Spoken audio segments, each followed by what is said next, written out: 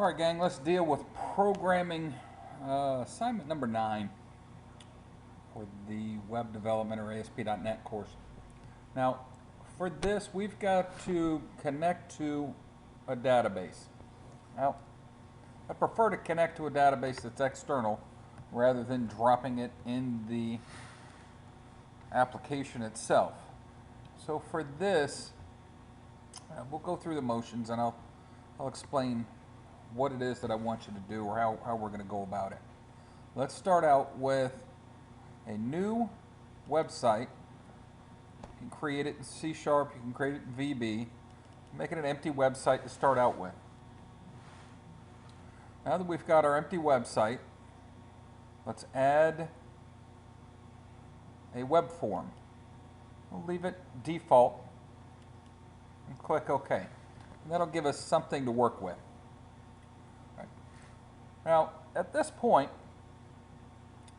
I'm going to have a link down at the bottom, down in the description, so you can download a copy of the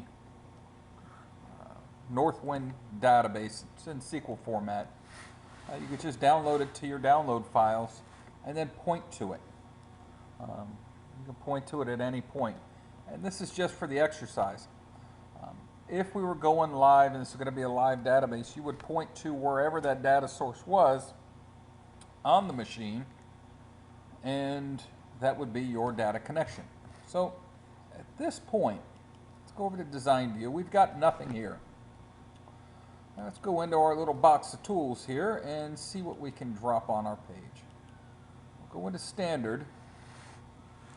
Let's start out with a drop-down list. And what we're ultimately going to do is connect our drop-down list to the Northwind database. And on that Northwind database, we have a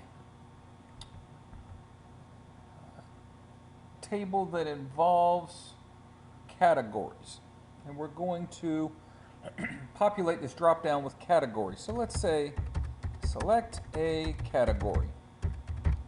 Now that's instructing the user to pick a category from this drop-down list. If I run it now, we'll go ahead and run it just for grins and giggles. We'll see that I haven't started up yet. It's unbound at this point. So here it comes. Our initial build is taking a while, and it could be because I've got so much running at this point with the recording software on my system. But we'll get there.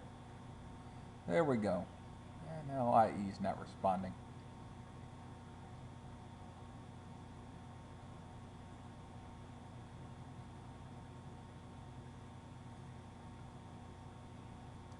Okay, here we go. It's actually finally loading up for us. But all we're going to have is our text that says select a category and this drop-down box. But that drop-down doesn't have any content.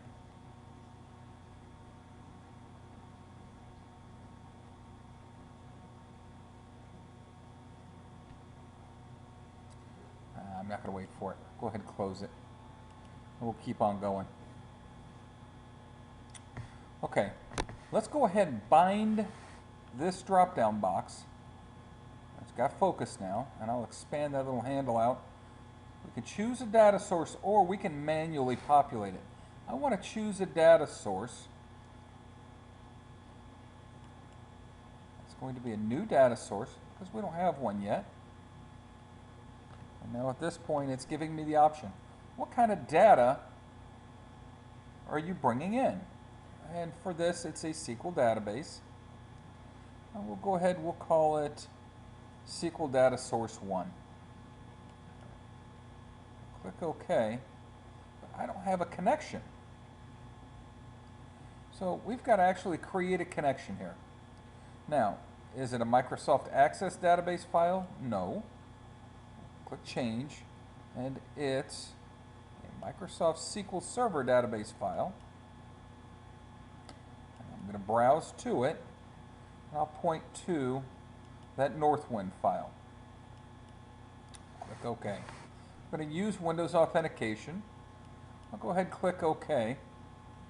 It will automatically, I can manually test a connection, it will automatically check to see if it's a valid connection when it creates it. So at this point, it's not responding.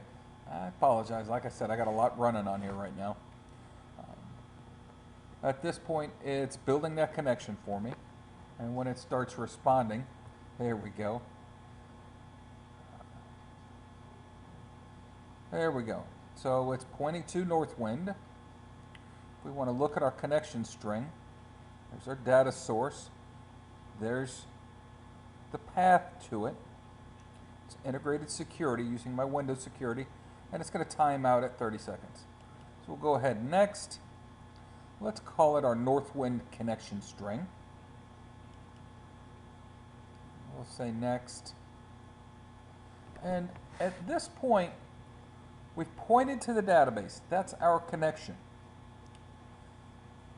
And our connection, that just gives us that communication to the data.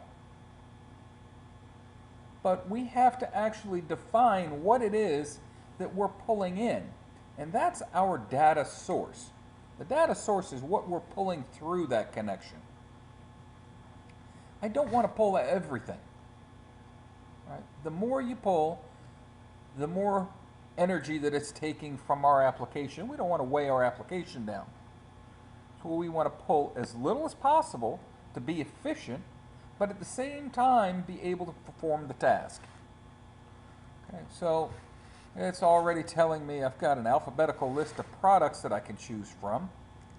Now, what I ultimately want for this, for my drop-down box, I want sales by category. Remember we said we're going to select a category? There we go, category name.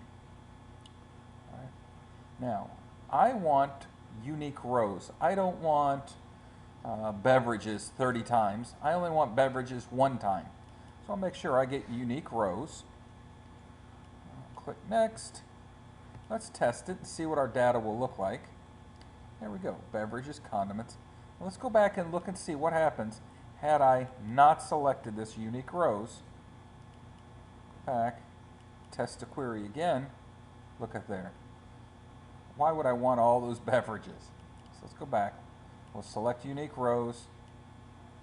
Okay, we'll go ahead and we'll finish it.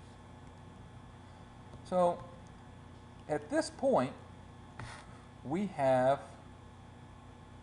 our data bound to that data source. The data source is tied to our connection. So let's go run this and see what the data looks like when it pulls up for us. What does our drop-down box look like?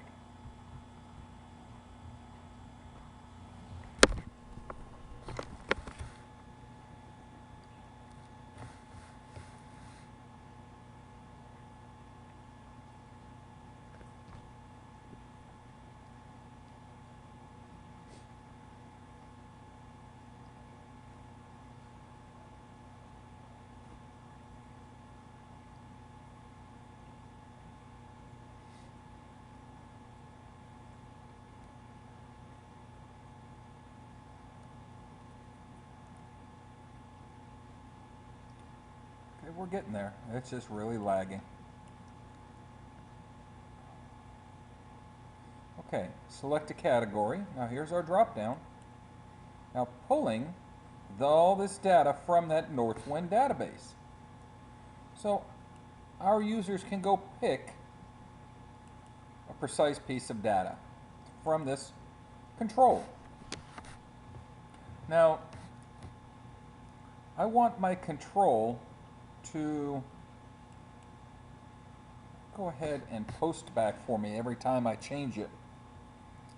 And this is something we've dealt with before, that whenever a change is made, that it in essence will refresh our page or refresh the data on the page for us when a change is made in this control. So currently AutoPostback is at false.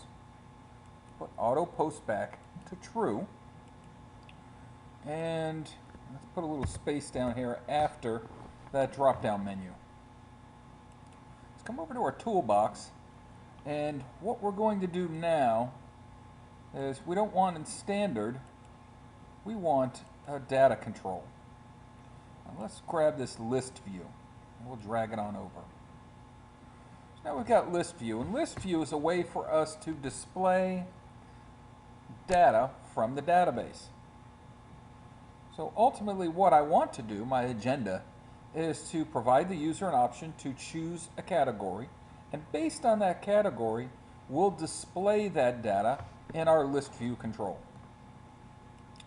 So let's go through, and my SQL data source 1, if you recall, it uses that Northwind database connection, but it's only pulling over one piece of data. I don't want that data source. I want more than just that one piece of data. So what we'll do is we'll pick our database again. There we go. Click next. And now we have to determine what it is in our data source that we're going to pull into this control.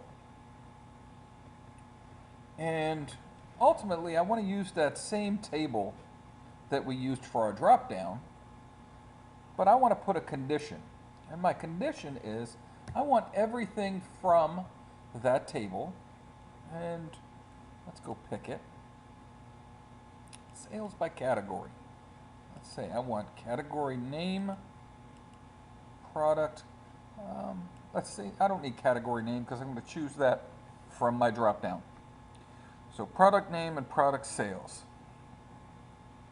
Let's put a where condition. And the where condition will be where category name is equivalent to a control. My source will be a control, and it's building my expression down here for me as I go. Now the control ID that I want to point at is my drop-down list.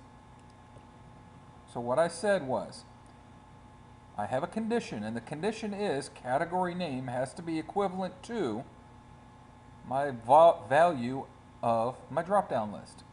So let's go ahead and add that expression. Click OK.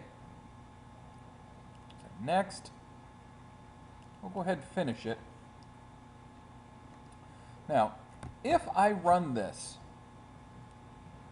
it's going to throw me an error. And right over here it says, choose the Configure List View task to select the layout. The reason is, I've got a multitude, well, let's say a multitude, I have a number of different layout choices to make, and I haven't told the system how I want my data formatted, how it's going to be presented. So we'll click this Configure List View, and I've got 5 options here for my layout. There's grid, and it depicts what it would look like. Tiled, bulleted list, flow, and single row.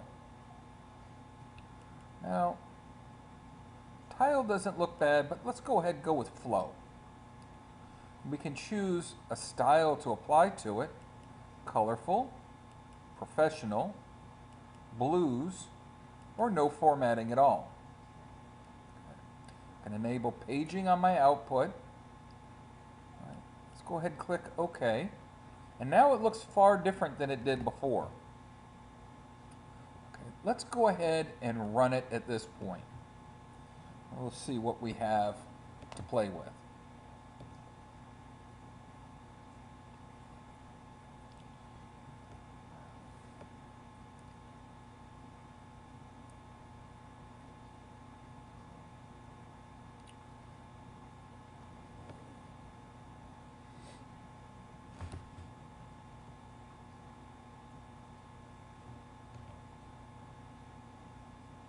Okay, at this point, we have pulled data from that database. And when I change this, let's change to dairy confections. It switches over and says, here are all the dairy products and the value. Now, we'll deal with later how we'll go through and format the output. Our primary agenda here is connecting these controls to the database and ultimately determining the data to be displayed based on user input. So the user chooses a category, and based on that category, remember we had that update that we enabled, our AutoPostback. By doing that, as soon as we make a change, post back. Make a change, post back. Okay? So that's it for now. If you've got any questions, let me know, and